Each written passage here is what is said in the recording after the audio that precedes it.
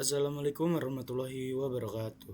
Halo semua, izin perkenalkan diri. Nama saya M. Romzi dengan NPM 2578 2015 dari kelas 2A. Di kesempatan kali ini saya akan melakukan presentasi individu chapter 7 yaitu tentang Ethernet switching. Oke, dimana di sini ada introduction. Ya, di sini materi ini penting untuk dipahami atau untuk memahami cara kerja switch dalam meneruskan data di jaringan Ethernet. Juga selanjutnya di 702 ini kita juga dapat mengetahui atau dapat ilmu untuk tentang memahami internet frame, mengenal MAC address dan MAC address table, juga memahami metode forwarding pada switch ya teman-teman. Oke, tanpa berlama-lama kita langsung masuk saja ke 7.1.1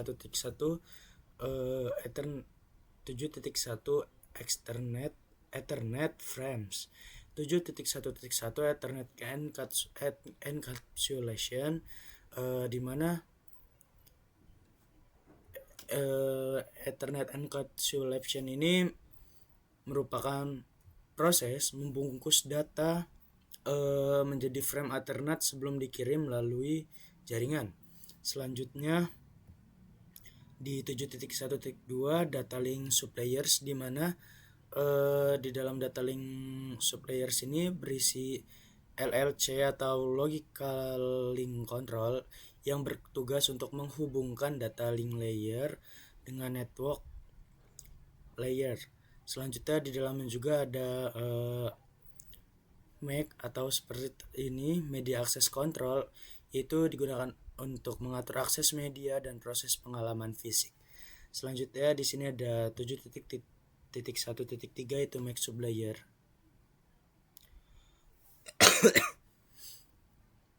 Di mana MAC sublayer ini tugasnya untuk bertanggung jawab mengatur alamat MAC dan proses pengiriman frame. Selanjutnya di 7.1.4 Ethernet frame fields, di mana di dalamnya frame fields ini terdiri dari beberapa bagian yang berisi informasi, alamat, data, dan pemeriksaan untuk kesalahan. Di sini ada 7.5 mohon maaf teman-teman. Titik 15 yaitu meninjau kembali konsep Ethernet frame dan data link sublayer. Atau untuk pemahaman ya teman-teman. Dan juga di sini ada lab, yaitu di lab 7.1.6 lab as we're set to examine Ethernet frames, yaitu di sini kita untuk mengamati struktur Ethernet frame menggunakan aplikasi WIRSAT. Oke, lanjut saja di 7.2.1 MAC address and hexadecimal. Oke, di dalamnya itu berisi MAC address itu ditulis dalam format hexadecimal agar mudah dibaca dan diidentifikasi. Selanjutnya di sini ada 7.2 yaitu Ethernet MAC address, di mana Ethernet MAC address ini alamat fisik unik yang dimiliki setiap perangkat jaringan. Selanjutnya di sini ada frame processing, di mana frame processing ini merupakan ketika switch membaca alamat MAC tujuan sebelum meneruskan frame. Selanjutnya masuk ke 7.2.4 unicast MAC address, yaitu membahas atau isinya ada unicast yang digunakan untuk komunikasi dari satu perangkat ke satu perangkat tujuan. Sedangkan di sini ada 7.2.5 broadcast MAC address, di mana isinya itu ada broadcast, yaitu digunakan untuk mengirim data ke seluruh perangkat dalam satu jaringan. Selanjutnya ada 7.2.6 yaitu multicast MAC address, di mana multicast ini digunakan untuk mengirim data ke kelompok perangkat tertentu. Selanjutnya di sini ada LabVIEW Network Device MAC address. Di sini Di lab ini kita akan lihat alamat MAC pada perangkat jaringan melalui praktikum. Oke, lanjut saja. Di sini ada 7.3 yaitu the MAC address table, dimana di sini di 7.3.1 suite fundamentals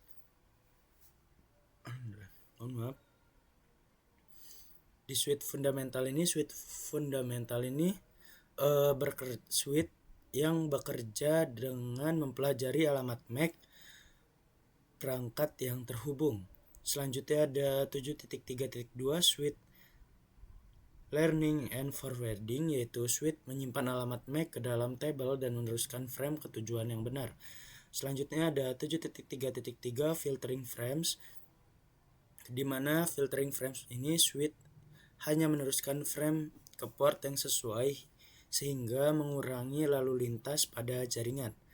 Selanjutnya di sini ada 7.3.4 yaitu video MAC address tables on connected switch, di mana di dalamnya menjelaskan cara switch menggunakan MAC address table saat saling terhubung. Selanjutnya ada 7.3.5 yaitu video sending the frame to the default gateway, di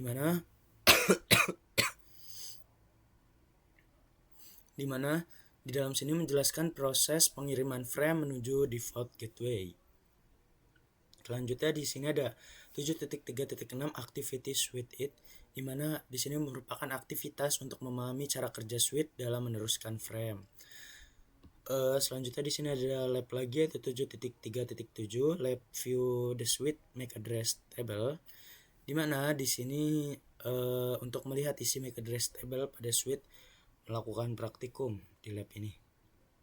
Oke, kita lanjut saja ke 7.4 tentang switch speed and forwarding method.